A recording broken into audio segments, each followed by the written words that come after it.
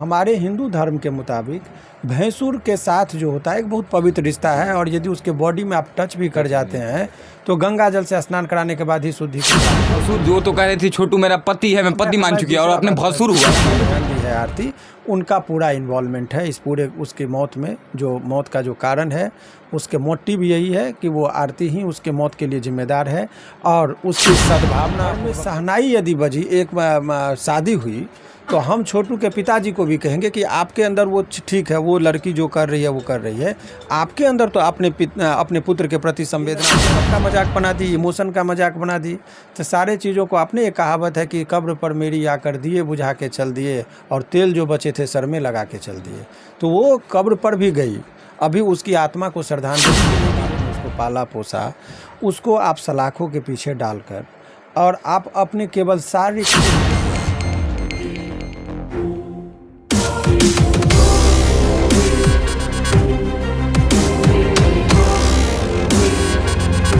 एक ऐसा मामला जिसने पूरे देश को दहला कर रख दिया था और पूरा देश भावनाओं में बह गया था। लेकिन उस समय भी हमारे साथ शिवनंदन भारती सर थे जो कि पटना हाई कोर्ट के प्रसिद्ध वकील हैं। इन्होंने साफ तौर पर उस समय ही कहा दिया था कि यह लड़की बहुत बड़ी फ्रॉड कर रही है और आज पूरे देश ने इस बात को देख लिया कि उस लड़की का प्यार क्या था और प्यार था या फिर क्या था वो पूरा दुनिया देख लिया है आज। सर हमारे साथ है। सर सबसे पहले आपका बहुत बहुत स्वागत है। सर बहुत बहुत शुक्रिया आपका भी। सर आपने शुरू में ही कहा था कि यह लड़की बहुत बड़ा फ्रॉड कर रही है, वो अपने परिवार की नहीं हुई है, ना किसी की हुई है और ना किसी की होगी, वह अपने प्यार छोटू की भी नहीं हुई। क्या कहना चाहिए? देखिए ये सवाल, कोई भी आदमी यदि दयालु होगा, कोई क्रूर होगा तो वो सबके लिए होगा। तो वो मैं ये नहीं कर रहा हूँ कि माँ के नहीं तो किसी, वो आदमी क्रूर वो है, उसके एक्सप्रेशन से आपको पता चलेगा कि यदि 6 महीना भी नहीं हुआ और जिसके लिए इतना बड़ा वो आडंबर की कि मैं चूँकि कुछ लोगों का सिंपैथी गेन करने के लिए इस तरह की बातें कही। हालांकि शादी करना उसका व्यक्तिगत चीज़ है और व्यक्तिगत चीज़ में हम लोगों को बहुत टीका टिप्पणी करने की जरूरत नहीं है। लेकिन अपने भसुर जो तो कह रहे थे छोटू मेरा पति है, मैं पति मान चुकी है और अपने भसुर हुआ ना। वही मैं कह रहा हूँ कि व्यक्तिगत चीज़ है, लेकिन व्यक्तिगत चीज़ जब सामाजिक जीवन को प्रभावित करने लगता है तो फिर उस पर टीका टिप्पणी आवश्यक हो जाती है। तो इस तौर पर आप जब देखेंगे उसके व्यक्तिगत जीवन से समाज में एक गलत मैसेज गया। जिस माँ बाप ने उसको पाला पोसा उसको आप सलाखों के पीछे डालकर और आप अपने केवल शारीरिक सुख के लिए और चंद सुख के लिए इतना बड़ा स्वार्थी होना कि आप कल तक कह रहे थे कि उसके नाम के सहारे मैं ज़िंदा रह जाऊंगी, उसके घर में गए और आप उसके बड़े भाई से शादी यदि आप करते हैं तो वह हमारे हिंदू धर्म के मुताबिक भैंसुर के साथ जो होता है एक बहुत पवित्र रिश्ता है और यदि उसके बॉडी में आप टच भी कर जाते हैं तो गंगा जल से स्नान कराने के बाद ही शुद्धि की प्राप्ति होती है। तो उस पवित्र रिश्ता को भी आप करते हैं। और दूसरी बात, तो ससुर उस भैंसुर से शादी होना ये समाज को जो है एक्सेप्टेबिलिटी नहीं है।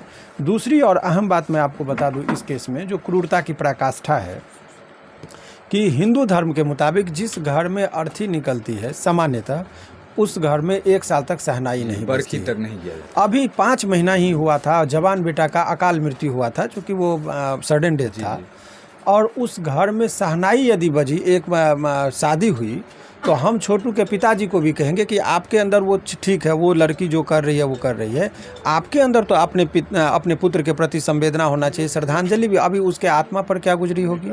तो कुछ लोग जो उन्मादी थे, कुछ युवा वर्ग जो उन्माद में उनका समर्थन कर रहे थे, लग रहा था कि प्यार का एक मिसाल, चूँकि कुछ लोग जो इस चीज़ के समर्थक भी रहे हैं, तो उन लोगों की स्थिति तो अब ये लड़की तो सबका मजाक बना दी, इमोशन का मजाक बना दी।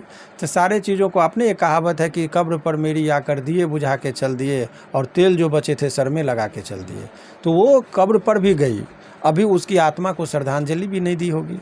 तो बहुत सारी बात है। सर हंस रही है, ऐसा उसका एक्सप्रेशन जो आप देखे होंगे, पूरा वीडियो वायरल है, करोड़ों में लोगों ने देखा। एक्सप्रेशन था, मतलब कोई भी उसके ऊपर मानसिक दबाव नहीं दिखा कि मेरे, अगर मान रही है हस्बैंड या फिर जो भी है लव है, और बोल रही है कि मैं उससे प्यार की हूँ और उसके बिना रहूँगी चाहे कुछ भी हो जाए। 50 से ज़्यादा इंटरव्यू में कहा था कि कुछ भी हो जाए मैं शादी नहीं करूँगी। उसके बाद हंसते हुए आती है, सवाल करने पर शर्मा रही है जैसे पति पत्नी हो गई और शादी कर ही। देखिए ऐसा है, ये सब टर्म देखिए व्यक्तिगत टिप्पणी करने के लिए हम लोग तो कानूनी पक्ष से देखते हैं। तो कानूनी बात में यदि आप चलेंगे तो इस केस में आप देखिए कि वो 164 के बयान में जिसमें अपने माँ बाप, भाई बहनोई इत्यादि लोगों को उसने इन्वॉल्व किया है। तो जब गवाह के तौर पर क्रेडिबिलिटी की बात आएगी, विश्वसनीयता की बात आएगी, तो इनका ये तमाम कंडक्ट जो है सो वो हमको फेवर कर सकता है। और वो तो ये बात सत्य है, आज सबके सामने सत्य। कल तक जितने लोग उनके समर्थन में थे, आज ये लोगों को भी आंखें खुली कि भाई ये छल कपट प्रपंच करके, और ये आपको मैं दावे के साथ कह सकता हूँ कि ये निर्दोष लोगों को फंसाई है। सारी बात रात में 2 बजे के घर में किसी के घर में यदि कोई लड़का घुसेगा तो ये स्वाभाविक सी प्रतिक्रिया थी।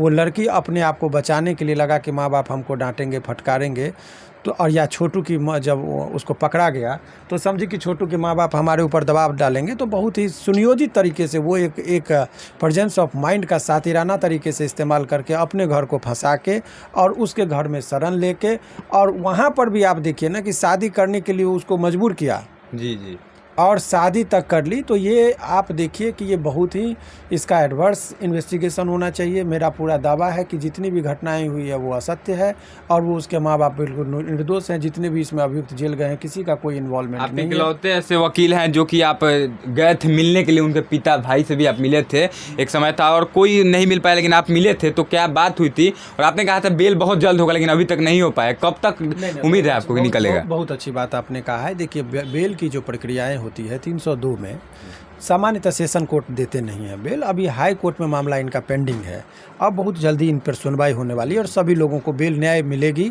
और लोग बाहर होंगे, ऐसी उम्मीद की जा सकती है। न्यायपालिका को चैलेंज करना ये उचित नहीं है और कुछ लोग उन्मादी तरीके से कर रहे हैं तो उनके बारे में हम और आप टीका टिप्पणी करेंगे, उचित नहीं। इतना बात जान लीजिए कि दोषी जो भी होंगे इसमें, मैं जो टर्म इसलिए कह रहा हूँ कि मेरे नज़र से मैं खुलेआम आपके माइक के माध्यम से कह रहा हूँ कि इसमें सारे दोषी जो है वो इन्फॉर्मेंट में जो 164 का जो बयान दी है आरती, उनका पूरा इन्वॉल्वमेंट है इस पूरे उसकी मौत में। जो मौत का जो कारण है उसके मोटिव यही है कि वो आरती ही उसके मौत के लिए जिम्मेदार है और उसकी सद्भावना पूर्वक यदि देखा जाए श्रद्धांजलि भी नहीं दी गई, उसके आत्मा को ठेस पहुंची होगी। यदि छोटू की आत्मा पर मैं विश्वास नहीं करता, लेकिन यदि धर्म और शास्त्र के मुताबिक आप देखेंगे और यदि उसकी आत्मा एग्जिस्ट करती होगी तो उसकी आत्मा आज रोती होगी और उसके मन से यही कहता होगा कि कब्र पर मेरी आकर, जो आपको मैंने बताया ना कि मेरे कब्र पर मत आना और आना तो फूल मत लाना, और धोखे से यदि फूल लेके भी आना तो मेरे कब्र पर मत चढ़ाना, क्योंकि मैं पहले से ही बहुत दब गया हूँ, मुझे और मत दबाना। तो सर क्या मान लिया जाए कि अब